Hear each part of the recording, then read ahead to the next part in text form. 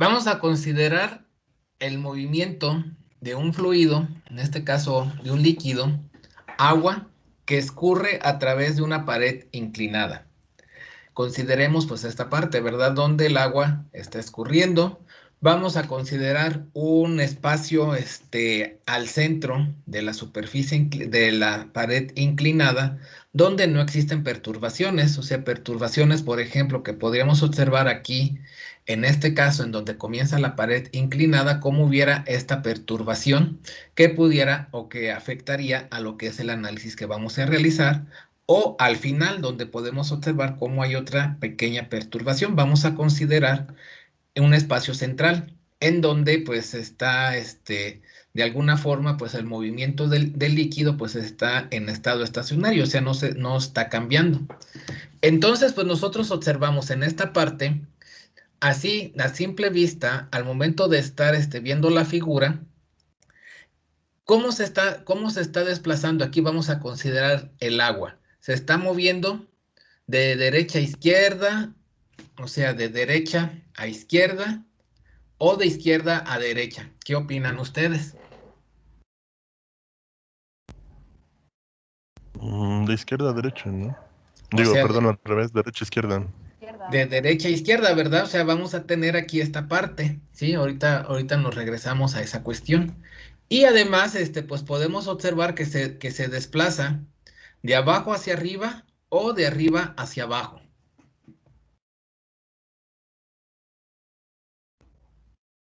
De abajo hacia De arriba. arriba hacia abajo. De De arriba hacia arriba abajo, ¿no? hacia abajo, ¿verdad? Porque el agua, pues digamos, está moviéndose de esta manera, ¿sí? Esto me lleva a que en este caso vamos a considerar unas que son coordenadas rectangulares, y al ser coordenadas rectangulares y al ver la figura como tal, pues podríamos observar que vamos a tener una componente en un eje.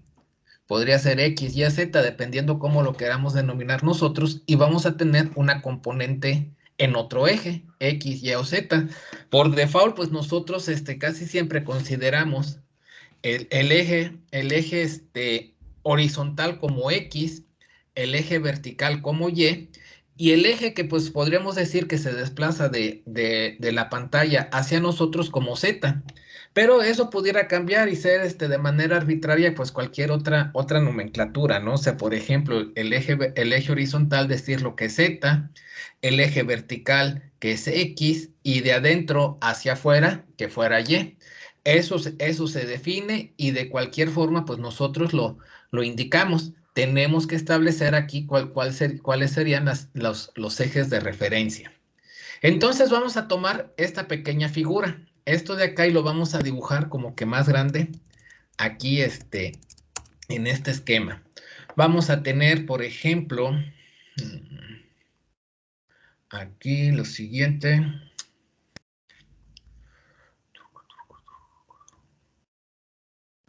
Vamos a considerar que esta fuera nuestra pared y la vamos a poner así, inclinada de esta forma. Vamos a hacerla crecer más y vamos a hacer la siguiente representación. Vamos a considerar nada más que, no sé. Nosotros por lo general representamos una pared estática y es lo que vamos a hacer de la siguiente manera. Vamos a tenerlo como si fuera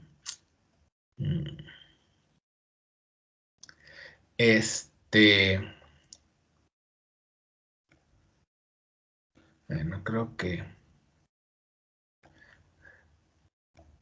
así, o sea, bueno, no sé, quizás se ve mejor.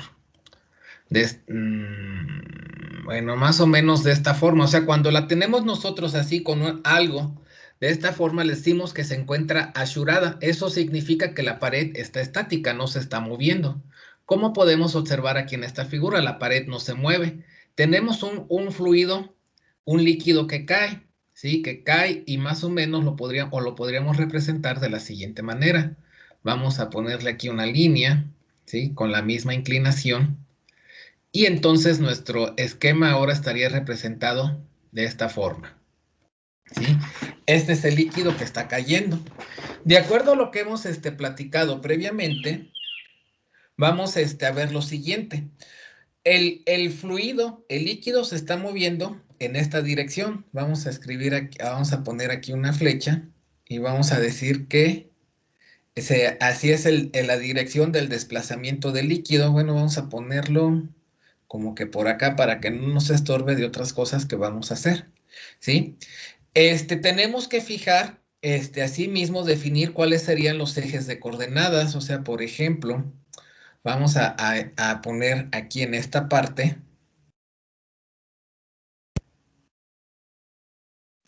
Y ustedes, bueno, ya me salió un poco chueco, pero pues no importa, ¿no? Este,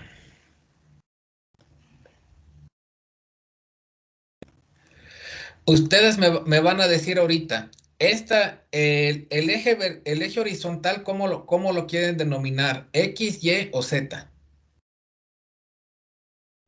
Como X, ¿no? X. X, como sea, o sea, puede ser de cualquier forma, ¿no? Ahorita nosotros no estamos fijando la nomenclatura. Está bien, puede ser X.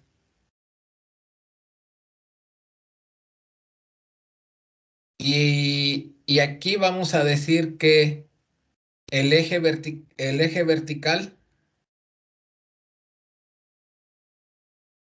¿cómo lo quisieran llamar? ¿Y o Como Y, Z? ¿no? ¿Y? Yeah. Está bien, lo podemos considerar como Y. No hay problema. Y entonces esto nos va a llevar a que lo que va de hacia la pantalla hacia nosotros, pues fuera el eje Z, ¿de acuerdo? Muy bien.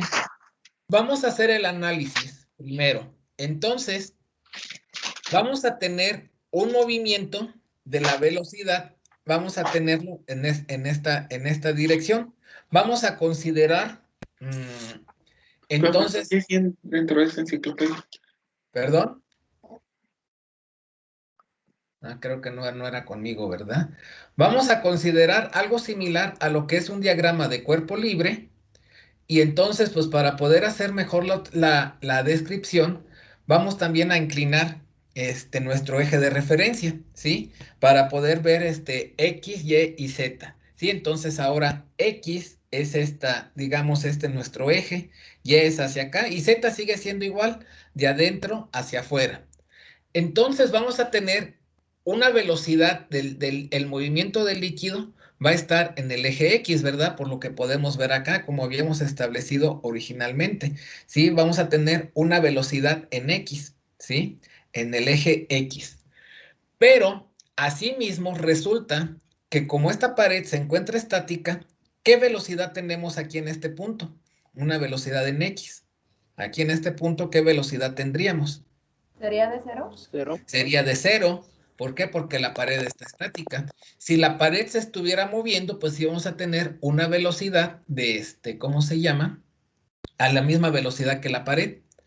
Conforme nos vamos desplazando en Y, o sea, Y pues es pues esta dirección, vamos a decir, ¿verdad? ¿Qué sucede con la velocidad del líquido? Va incrementando. Va a ir incrementándose, ¿verdad? Va a ir incrementándose. Podemos ir formando un perfil de velocidad más o menos de esta forma. Y va a llegar aquí a la interfase donde aquí tenemos, aquí es líquido y aquí es gas. ¿Qué va a suceder en esta interfase? La velocidad máxima. Vamos a tener una velocidad máxima. De tal forma que nosotros podemos representar ese perfil de velocidad de la siguiente manera. Vamos aquí a considerar, vamos a considerarlo así. De esta forma y vamos a tener otra más así para representar esto y entonces la velocidad se va a ir incrementando. Aquí tenemos una velocidad 0, pero aquí digamos en esta parte se incrementó un poco la velocidad. Vamos a ponerlo esto más grueso. Conforme nos movemos hacia la interfase, ¿verdad? Líquido, gas, la velocidad se incrementa.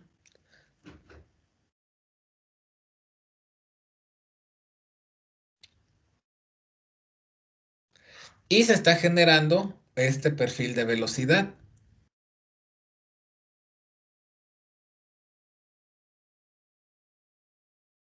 A ver, aquí ya se me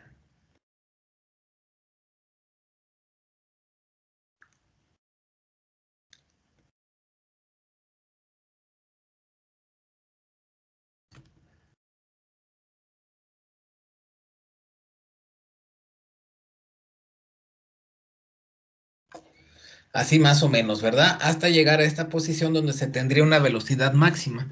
Entonces vamos a decir aquí en esta parte, en un primer análisis que tenemos, se tiene... bueno, vamos a decir primero, vamos a definir el tipo de coordenadas que vamos a utilizar para hacer el análisis. Ya lo habíamos comentado anteriormente, pero no lo habíamos anotado, ¿sí? Entonces vamos a anotarlo. Vamos a ponerlo de esta manera. Para la representación matemática,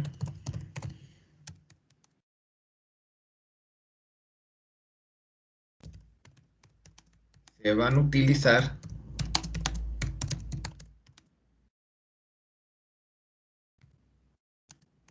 coordenadas rectangulares. ¿Qué es esto que tenemos aquí, verdad? X, Y y Z. Tenemos un movimiento, o vamos a ver viendo que utilizando las ecuaciones de Navier-Stokes, adelantándome un poco a las ecuaciones de Navier-Stokes, estas son las coordenadas, las ecuaciones de Navier-Stokes en coordenadas rectangulares, observamos que tenemos componentes de velocidad en X, componentes de velocidad en Y, componentes de velocidad en Z.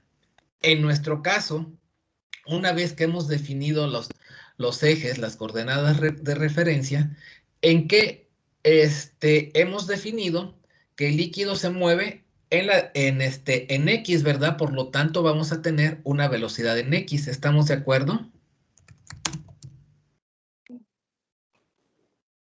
Vamos a decir que se tiene una velocidad del líquido en dirección X. Independientemente que vaya hacia de aquí hacia allá o de aquí hacia acá, tenemos una velocidad de líquido en X. Ahora, el líquido se mueve, vamos a decir, de esta forma, de aquí de la pared hacia arriba de la pared, que sería la componente en Y. Se está moviendo el líquido de esta manera, así como les estoy señalando con el cursor. No, ¿Qué opinan? No, ¿verdad? al revés, ¿no? No tenemos este componente de velocidad, o sea que estuviéramos de aquí hacia acá, ¿de acuerdo? Entonces, otra observación que tenemos sería que no se tiene una velocidad, y si quieren, para poderlo entender mejor, una velocidad o movimiento en dirección de Y, o sea, de nuestro eje Y. Por otra parte, el líquido, aquí podríamos decir agua, se está moviendo de la pantalla hacia nosotros o de nosotros hacia la pantalla, o sea, en el eje Z. No, tampoco. Tampoco, ¿verdad? Entonces tampoco va a tener velocidad o movimiento en dirección Z.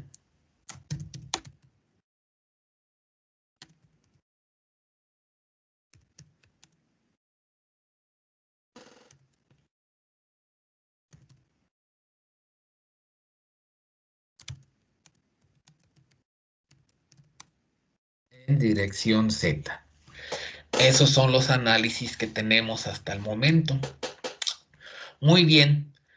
Ahora, tenemos componente de velocidad en X, no tenemos componente de velocidad en componentes de velocidad en Z. Vamos a ver qué es lo que nos va a influir en la velocidad. Por ejemplo, tenemos velocidad en X. La velocidad que yo tengo en esta posición, aquí, vamos a considerar esta parte, a ver, déjenme ver si lo pongo como primero. Aquí, justo en este punto, ¿cómo será con respecto a la velocidad que tengo acá? O sea, a la misma distancia con respecto a la pared fija. La velocidad que tengo aquí, ¿cómo sería con respecto a la velocidad que tengo acá? ¿Sería diferente, igual? ¿Cómo consideran ustedes?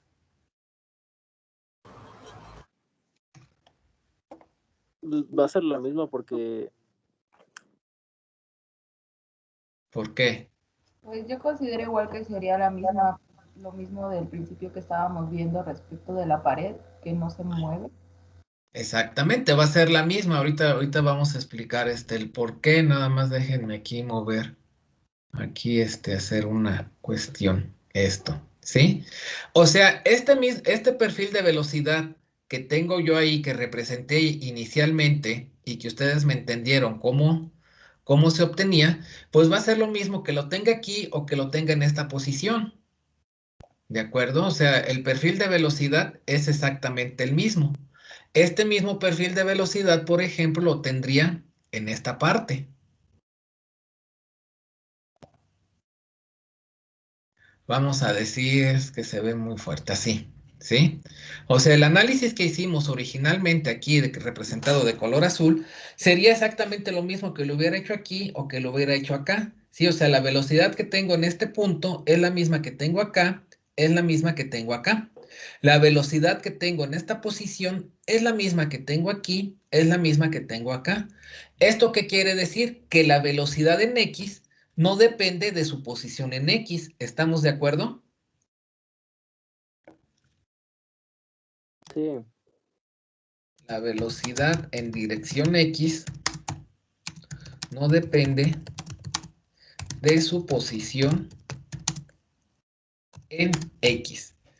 Muy probablemente, si este análisis lo hubiéramos hecho aquí cerca de la perturbación, pudiéramos encontrar que hay una diferencia en las velocidades, pero por eso es que lo estamos haciendo en este espacio.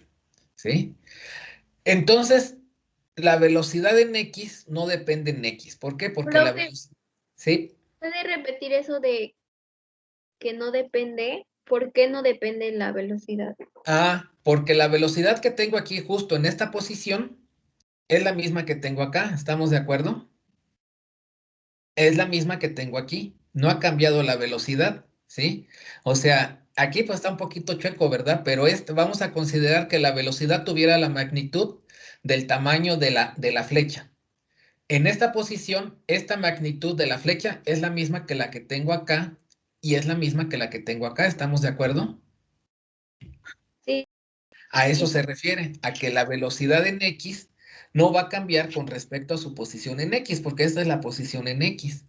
Por otro lado, este mismo análisis lo puedo hacer sobre la pantalla o lo puedo hacer pues 1 metro hacia donde yo estoy, o sea, hacia mi cara. Y el perfil de velocidad sería exactamente el mismo. O sea, la velocidad en X tampoco va a depender de Z. Lo vamos a escribir.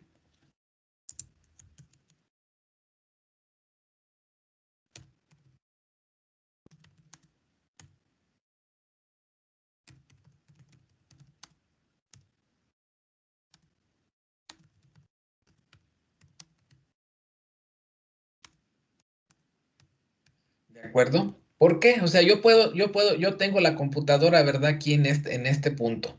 Y tengo este esquema, ¿sí? Si muevo la computadora 1 metro hacia mí, pues voy a seguir teniendo el mismo esquema. O sea, ¿por qué? Porque no hay una influencia de Z con respecto a la velocidad en X. Pudiera darse el caso de que aquí tuviéramos un recipiente, vamos a decir, de manera finita, y entonces yo ya estuviera cerca de una pared, de algo que me está restringiendo con respecto a Z. Entonces ahí pudiera haber un cambio en la velocidad, pero el tipo de análisis que nosotros estamos haciendo es que estamos considerando una longitud infinita con respecto a Z. Entonces no va a haber una perturbación en la velocidad en X con respecto a su posición en Z. ¿Sí? Sin embargo, observen, ¿qué sucede con respecto a su posición en Y? La velocidad que tengo aquí, ¿cómo es con respecto a la velocidad que tengo en este lugar? Aquí, acá, posición 1 es esta, posición 2 es esta. ¿Hay un cambio en la velocidad? sí, Sí, ¿verdad? ¿Qué velocidad es mayor? la que está más lejos de la pared. La que está más lejos de la pared. ¿Y por qué en la posición que estoy más cerca de la pared hay menor velocidad? Por la fricción, ¿no? Por la fricción, que nosotros aquí le vamos a denominar las fuerzas viscosas que se están oponiendo al movimiento porque la pared se encuentra estática. ¿De acuerdo? Entonces, sí, lo que sí observamos es que la velocidad en X sí depende de su posición en Y. Y vamos a decir que la velocidad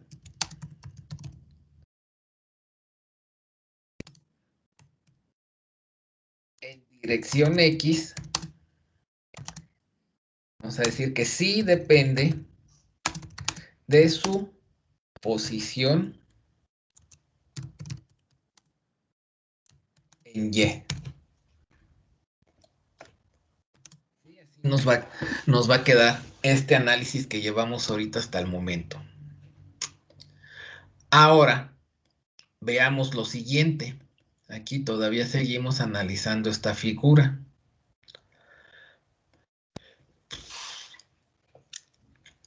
¿Qué es lo que está provocando el movimiento, el desplazamiento del líquido, así, hacia acá? Las fuerzas de gravedad. Las fuerzas de gravedad. Entonces vamos a decir que el movimiento del fluido, bueno, del líquido, es debido a la gravedad, ¿verdad?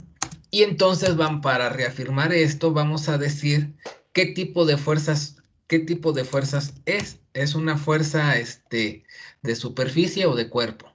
De cuerpo. Fuerza de cuerpo. ¿De acuerdo? Entonces, la gravedad va a influir en el movimiento del líquido. De hecho, es el que provoca el movimiento. Consideremos que fuera el punto 1 y que este sea el punto 2.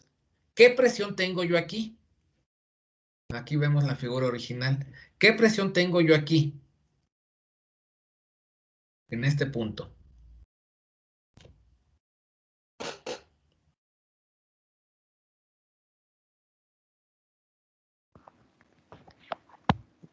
¿Sería la atmosférica? Sería la atmosférica. ¿Por qué? Porque pues imagínense, o sea, el agua escurriendo en una resbaladilla en el parque, ¿verdad? Entonces esto está abierto al ambiente, sería la presión atmosférica aquí. Y en este otro punto También. sería la presión atmosférica. Por consiguiente, no hay una diferencia de presión, ¿verdad? Eso vamos a notarlo, ¿sí? Si se considera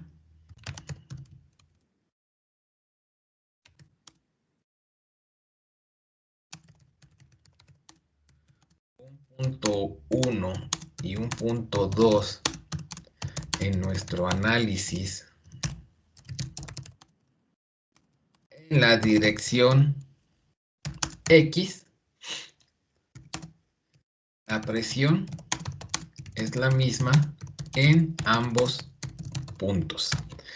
Y así es como llevamos esta cuestión. Entonces ahora vamos a ver las ecuaciones de Navier-Stokes. Con esto tendríamos elementos suficientes en nuestro análisis para hacer la representación de las ecuaciones de Navier-Stokes. Vamos a decir que las ecuaciones generales las ecuaciones de Navier-Stokes son las siguientes. Vamos a anotarlo, que ya se va a acabar la página.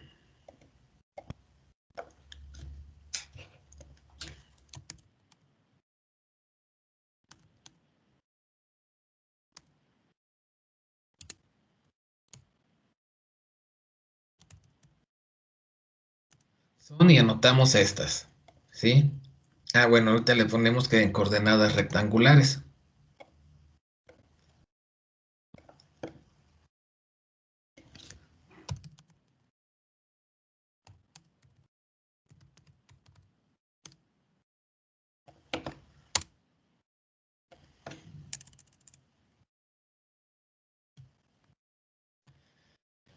Componente en X, componente en Y y componente en Z.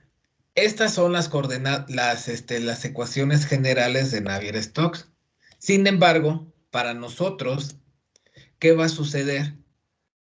No tenemos componente en Y, ¿verdad? Por el análisis que habíamos hecho. Por lo tanto, pues esto de acá, de alguna forma, pues podemos decir que las pudiéramos omitir. Vamos ahorita a escribirlas o representarlas de esta manera.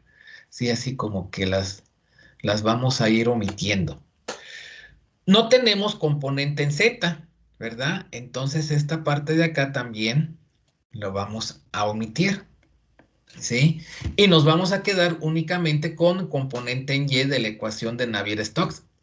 Ahora, vamos a hacer el siguiente análisis. En este lado izquierdo tenemos nosotros algo que se le conoce como la ecuación de conservación de la continuidad, ¿sí?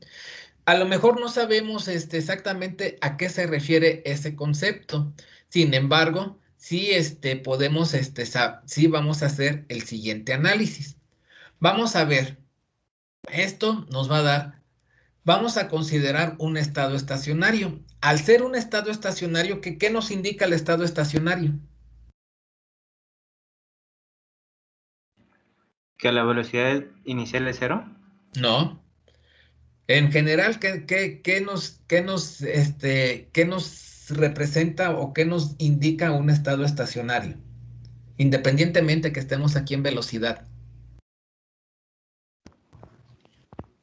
Que no hay Que no hay diferencia de elevación. volumen ni de presión. No, tampoco es eso el estado estacionario. Que las propiedades no cambian con respecto al tiempo. Exactamente, eso es. O sea que las variables de operación de nuestro sistema no cambian con respecto al tiempo. Entonces la velocidad en X, o sea, tenemos una velocidad en X como pues hemos observado aquí, ¿verdad? Pero esta velocidad que tengo ahorita, esa sería exactamente la misma que tuviera dentro de un segundo, que tuviera dentro de una hora, dentro de 20 horas, dentro de 100 días, ¿verdad? De manera ideal. Entonces estamos en estado estacionario, las variables de operación de mi sistema no cambian con respecto al tiempo. Por consiguiente, esto de aquí sería igual a cero. Vamos a escribirlo de esta manera acá abajo.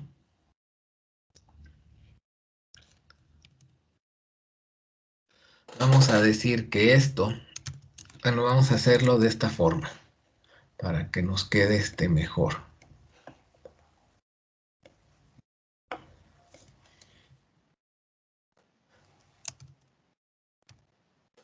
Esto es igual a cero.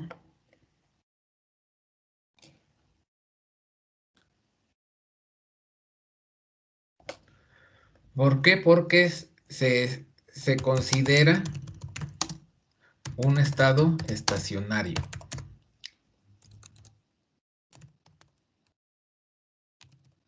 No se ve lo que dice, ¿verdad? Pero ahorita hacemos que se vea. Se considera un estado estacionario. O sea, las variables no cambian con respecto al tiempo. ¿Qué sucede con este término de acá? La velocidad en X cambia con respecto a X. No. No, ¿verdad? Habíamos dicho que la velocidad aquí es la misma que tengo acá, es la misma que tengo en esta posición. Y lo habíamos anotado acá, ¿verdad? Decíamos que la velocidad en X no depende de X. Entonces, el cambio de la velocidad de X con respecto a X, pues va a ser igual a cero. ¿Por qué? Vamos a decir aquí que la velocidad no depende de X. La velocidad en dirección X, que suene repetitivo, no depende de X, ¿verdad? Vamos a poner aquí otro tipo de letra, que esa no me gusta. Ahora, siguiente término que tenemos de la ecuación de Navier-Stokes, este de acá. La velocidad en X depende de Y. Sí. Sí. ¿Verdad? Vamos a decir que esta parte, esta sí, ahorita regresamos a la figura, nada más déjenme anotarlo acá.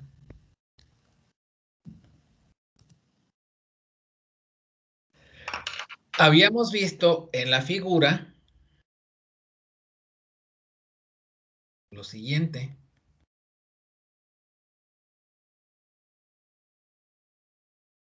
La velocidad que yo tengo aquí es diferente a la que tengo acá, es diferente a la que tengo acá. O sea, conforme va incrementándose el valor de y, la velocidad en x va aumentando, ¿verdad? Entonces, pues vamos a decir que esta velocidad, vamos a escribir lo que es diferente de cero.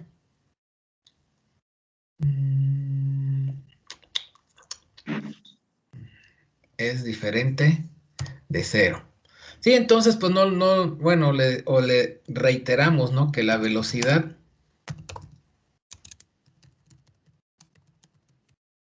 en dirección X sí depende de Y.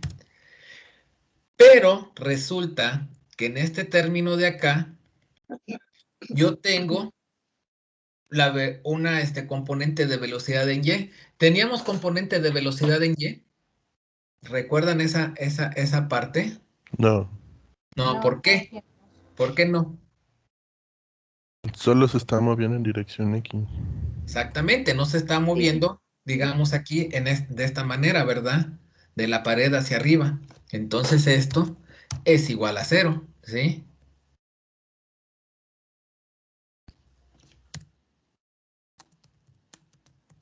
No hay Entonces ese término movimiento. también se cancela, ¿no? Sí, se va a cancelar. No hay movimiento de líquido en dirección Y. Entonces se va a cancelar. Pero hay que justificarlo porque lo cancelamos. Aquí, por ejemplo, la velocidad en X es diferente de cero, pero como esto es cero, pues ya se cancela. Ahora, la velocidad, ¿tenemos componente de velocidad en Z? no, No, No. No. No. Y la velocidad en X tampoco depende de Z. O sea, aquí ambos términos son igual a cero, ¿sí? Pero vamos a anotarlo, vamos a indicarlo. Aquí matemáticamente, lo que previamente habíamos escrito como ahí en texto, o sea, vamos a decir que la velocidad en Z es igual a cero porque no hay movimiento de líquido y vamos a decir, bueno, en dirección Z, de adentro hacia afuera. Y asimismo tenemos que esto de acá es igual a cero.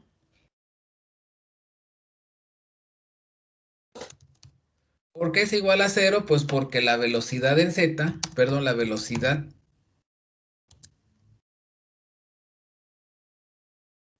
en dirección X no depende de Z, por lo que habíamos explicado previamente. De tal forma que efectivamente todo este término que tengo yo acá, pues se va a hacer cero, ¿verdad? ¿Por qué esto se hace cero? Porque estamos considerando un estado estacionario, entonces la velocidad en X no va a cambiar con respecto al tiempo. Esto se hace cero, ¿por qué? Porque la velocidad en X no depende de su posición en X. Esto de aquí se hace cero porque no tenemos velocidad en Y. Esta parte de acá se hace cero porque no tenemos velocidad en Z y además la velocidad en X no depende de Z. Entonces todo este término de acá pues ya se va a hacer cero, ¿sí? Entonces ahorita lo vamos a escribir. Por otra parte, tenemos un cambio en la presión con respecto a la dirección X, lo que habíamos escrito no, anteriormente. De aquí a Ajá, acá la presión es la misma, ¿verdad? En ambos casos la presión es atmosférica. Es lo que teníamos anotado aquí, o sea, se considera que en el punto 1 y un punto 2 de nuestro análisis en dirección X, la presión es la misma en ambos puntos. Entonces eso es lo que aquí la ecuación de Navier-Stokes estaría representado por este término. Entonces vamos a decir que esto es igual a cero y decimos aquí porque en los puntos de análisis se tiene la misma presión. Y decimos que es que la presión atmosférica. Bueno, ahí la llevamos en nuestro análisis de la ecuación de Navier-Stokes. Seguimos viendo esta ecuación. Y resulta que ahora tenemos componente de la gravedad en X.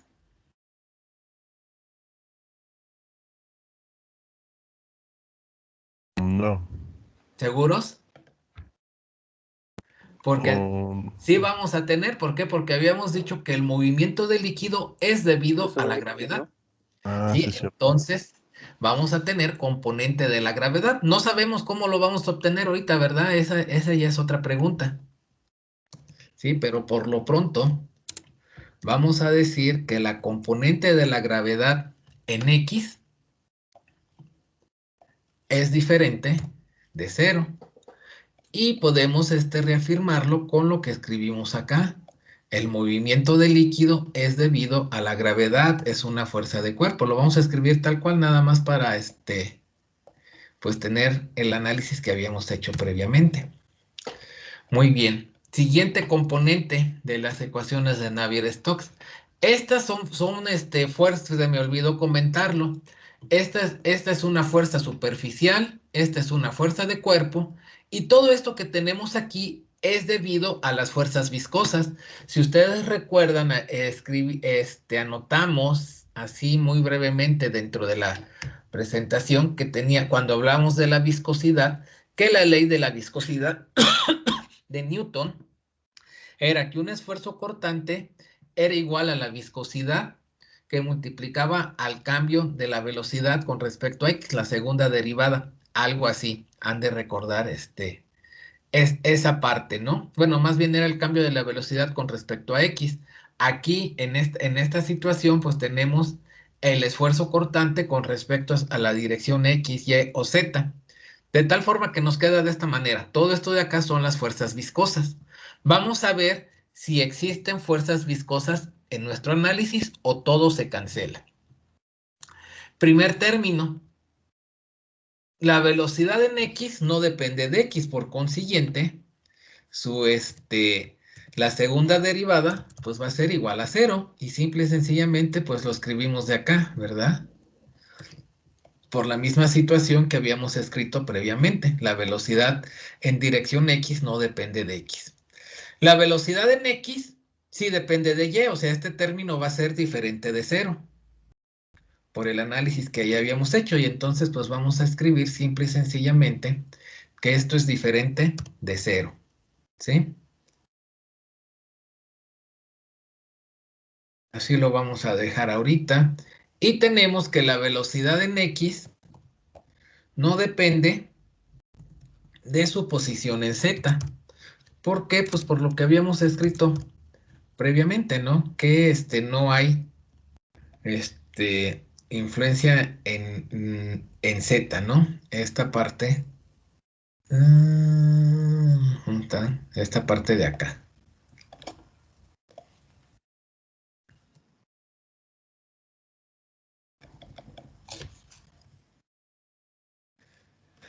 De tal manera que entonces podríamos nosotros ahora decir que la ecuación de Navier-Stokes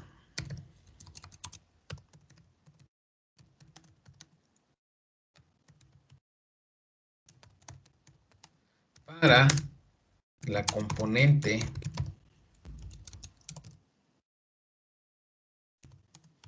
en X se reduce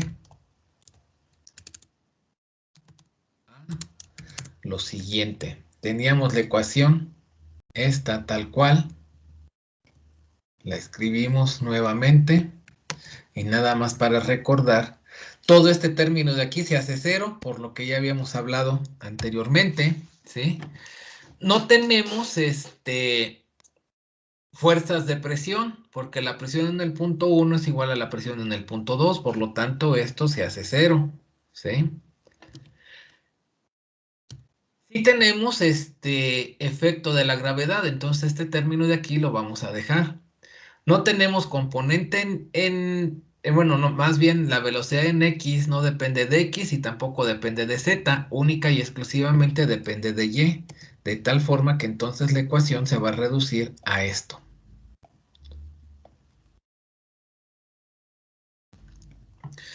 Así es como nos quedaría. Muy bien, ahora, ¿cómo vamos a sacar la componente en X de la gravedad? Vamos a ver aquí la figura. Ese fue todo. Para poder ver esto, de aquí vamos a ver que la gravedad siempre pues va a ejercer su fuerza, que no sea correcto decirlo, pero para entenderlo, de arriba hacia abajo, ¿no? Entonces vamos a tener aquí,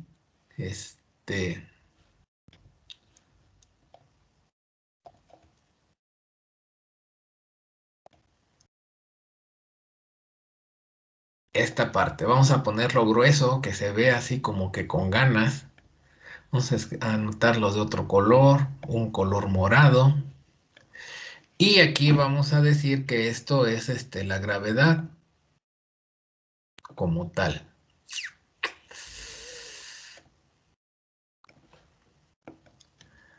Aquí, esta es la gravedad. También vamos a ponerlo de morado para poderlo identificar a qué nos referimos. Y negro para que se note mejor. A ver, un poco más grande. Bueno, sin el...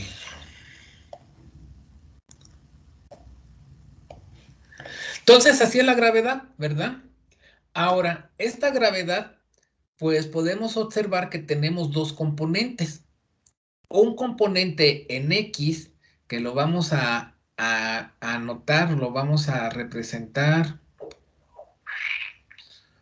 ¿Cómo lo pondremos? Vamos a ponerlo esto un poquito hacia abajo. Y entonces vamos a notar que tenemos una componente en X de la gravedad dado de esta manera. Vamos a ponerlo de esta forma. Sí, vamos a ponerlo aquí también morado, pero pues así, nada más. Y esta sería la componente en X de la gravedad.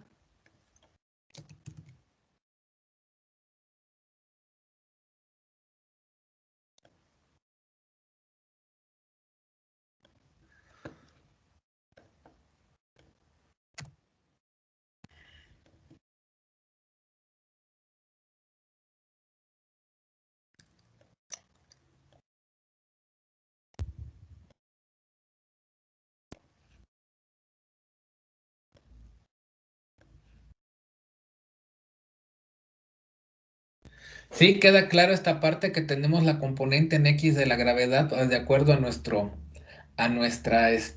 a como nosotros acotamos las coordenadas X, Y. La gravedad en X pues va a estar ejerciéndose en esta dirección. Y asimismo pues tendríamos pues de alguna forma componente en Y que si fuera necesario. Ese componente en Y estaría dado de la siguiente manera, o sea, pues en la misma dirección, ¿verdad? Aquí, o sea, estaría dado de la siguiente forma. Tendríamos, vamos a ponerlo de esta manera, así, a ver si ahorita nos queda, pues claro, ¿verdad? Este sería componente en Y.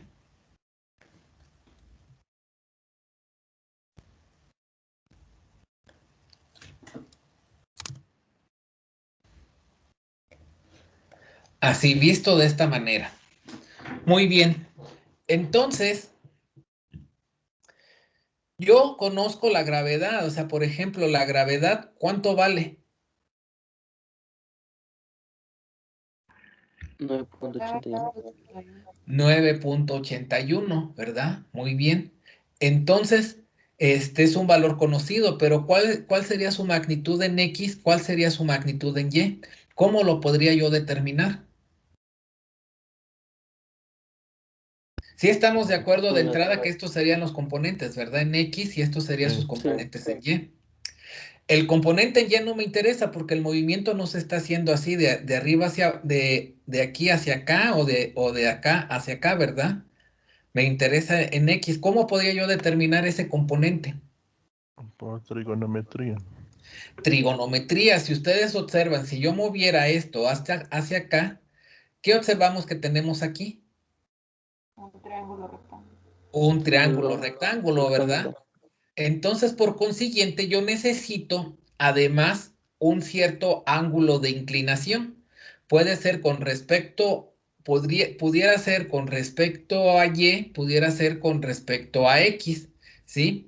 Vamos a considerarlo aquí con respecto a Y. Entonces yo tendría, nada más que aquí sí ya no voy a poder dibujar el arco, ¿verdad? Pero vamos a considerar aquí que yo tendría un ángulo en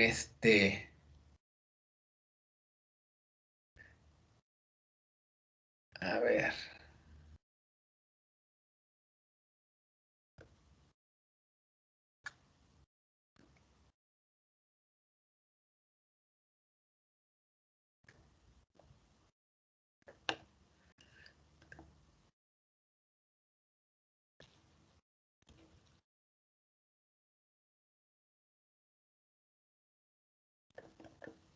más o menos así.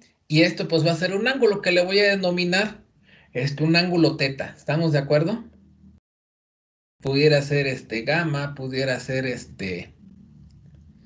alfa. Vamos a denominarle que es un ángulo teta.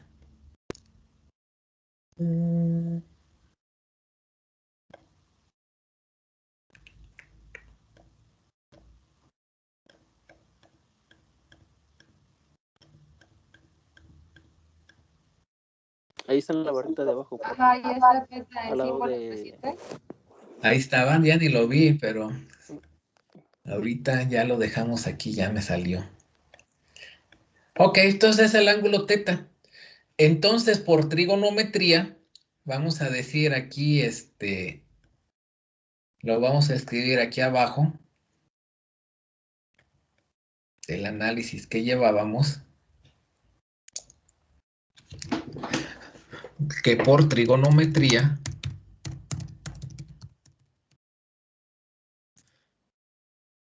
G, la componente de la gravedad en X sería igual a la gravedad, y entonces, este sería el cateto opuesto o el cateto adyacente. Adyacente. Cateto adyacente. ¿Qué función trigonométrica utilizaríamos? Coseno. Seno, coseno o tangente. El coseno. Coseno. El coseno. ¿Y cómo definimos al coseno? Adyacente sobre hipotenusa. Cateto adyacente sobre hipotenusa. Cateto adyacente sobre hipotenusa. Como yo conozco la hipotenusa y quiero despejar al cateto adyacente, pues voy a decir que esa hipotenusa que estaría dividiendo lo paso hacia el otro lado multiplicando, ¿verdad? Que sería la gravedad. Entonces sería gravedad por el coseno de teta. Coseno de teta. Y con esto ya tengo la componente de la gravedad, ¿verdad? En X. Si yo hubiera definido aquí el ángulo, vamos a decir el ángulo aquí con respecto a X, este ángulo que yo tengo acá, al momento de hacer la representación en esta parte, pues me hubiera quedado el ángulo dado de esta manera, ¿verdad? Y entonces, en lugar de tener coseno, iba a tener el seno. ¿Estamos de acuerdo? Sí. Sí, o sea, que tuviera el ángulo aquí. O sea, a ver, déjenme ver si lo puedo poner aquí de esta forma y que se entienda qué es lo que quiero decir. Nada más déjenme.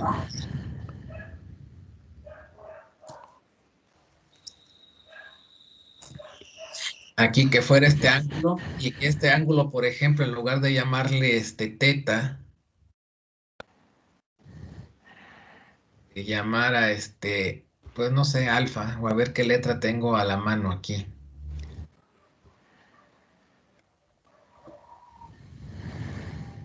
Aquí está alfa. Este ángulo que yo tengo en esta posición sería el equivalente a tenerlo aquí. ¿Estamos de acuerdo? Sí. Y no, pues ahí, más adelante, o más tarde, pues hacen ese análisis, ¿no? Tendría que sería el equivalente a tener este ángulo de esta forma. Ese sería el ángulo alfa. Y entonces, dependiendo cómo cómo he definido el ángulo de la inclinación, ¿sí? Pues yo ya escribiría la componente de la gravedad en X, ¿no? Si estuviera dado de esa manera, entonces yo podría decir también que la gravedad en X sería igual a la gravedad por el seno. Aquí nada más que lo voy a escribir como sin, porque si no, no me lo acepta el editor de ecuaciones, de alfa. Y entonces escribiría aquí con alfa. Sí, serían las dos formas, o sea, no hay más. O es coseno de teta o es el seno de alfa. ¿Por qué? Porque el seno es el cateto opuesto entre la hipotenusa, y entonces aquí la componente en X se convierte en el cateto opuesto. ¿Sí? Entonces, por esa cuestión. Y entonces, pues ya vamos a decir que la ecuación de Navier-Stokes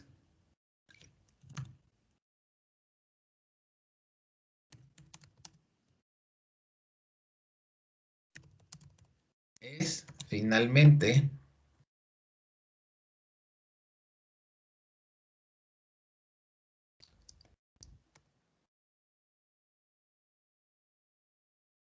G de X, vamos a ponerlo como el coseno de teta, como lo teníamos inicialmente. A final de cuentas es una constante. Coseno de teta. Muy bien, es una ecuación diferencial ordinaria de segundo orden. Por consiguiente, nos va a llevar a que establezcamos dos condiciones frontera. Entonces, condiciones frontera o condiciones límite. ¿Cuáles son las condiciones que habíamos fijado cuando hicimos el análisis de la figura? Vamos a considerar aquí, entonces, y vamos además a incluir aquí dentro de la figura que este líquido que está escurriendo tiene un cierto espesor que le vamos a denominar un espesor delta, por ejemplo. Sí, vamos a considerar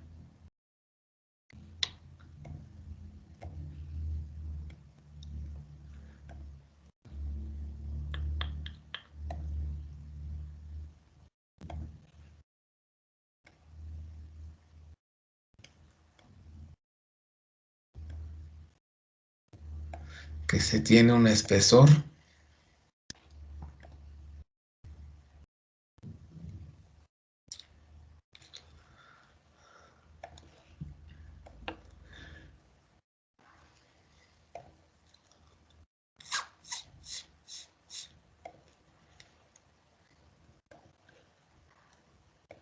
delta, por ejemplo, ¿no?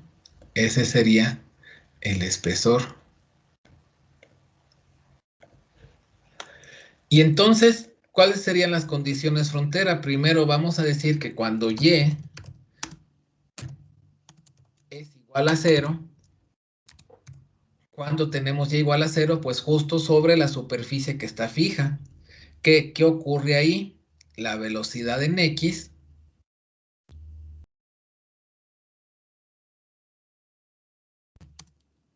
¿a qué es igual la velocidad en X en esta posición? 0, ¿no? A 0. Entonces lo dejamos expresado de esta forma. Otra manera de representarlo matemáticamente es la siguiente. La velocidad en X cuando Y es igual a 0, entonces como la velocidad en X depende únicamente de Y, o sea, podemos decirlo que esto es igual a 0 así, esto sería igual a 0. Y entonces escribirlo de esta forma o de esta otra forma, pues es lo mismo, ¿de acuerdo? Necesitamos otra condición frontera para poder resolver esta ecuación. ¿Cuál va a ser la otra condición frontera? Habíamos establecido este límite, ¿verdad? Aquí, ¿qué sucedía en la interfase del líquido con el gas? Sería la velocidad máxima. Sería una velocidad máxima, podríamos escribirlo de esa forma, o bien que el cambio de la velocidad en X con respecto a Y es igual a 0, ¿verdad? Entonces vamos a decir que cuando Y es igual a delta, ¿qué es lo que ocurre? Vamos a escribirlo de acá, lo vamos a tomar, bueno, más acá. Profe, ¿por qué en la fórmula Ya no escribió gravedad. Ahorita lo checo, a lo mejor me faltó. Ahorita lo checo, permíteme.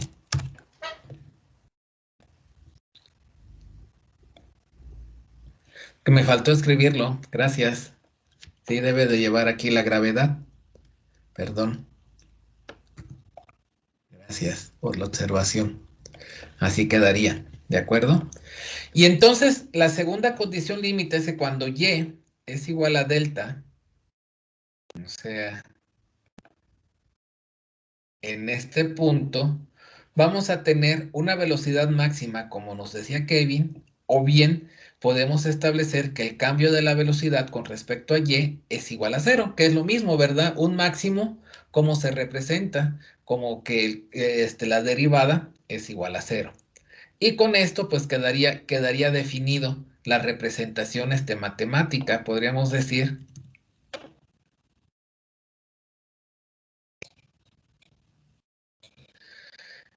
que esta sería la representación matemática de nuestro problema. Hasta ahí quedaría, se ve muy chiquito, quedaría indicado, ¿de acuerdo?